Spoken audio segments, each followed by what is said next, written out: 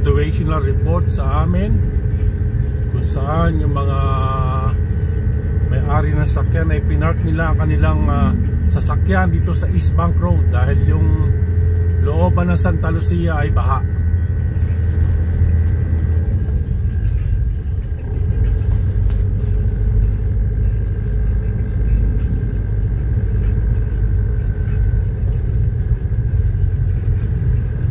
Daming sakyan sa East Bank Road, Pasig.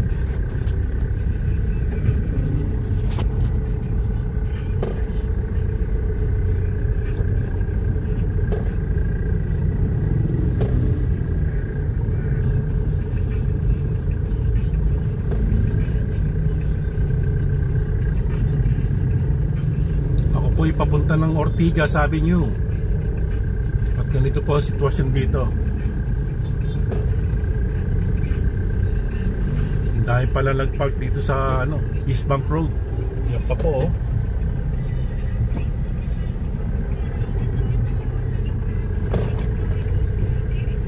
Grabe ang dinulot nitong bagyong Karina dito sa Metro Manila.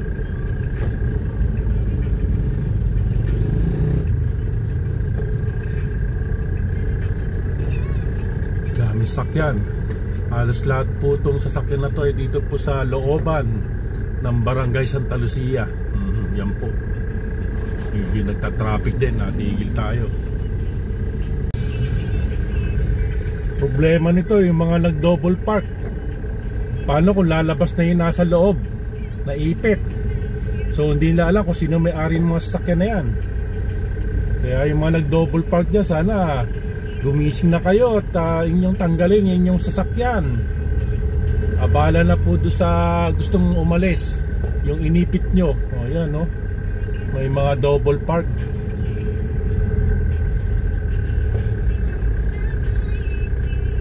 Traffic pala, hindi ko akalain na ganito sitwasyon.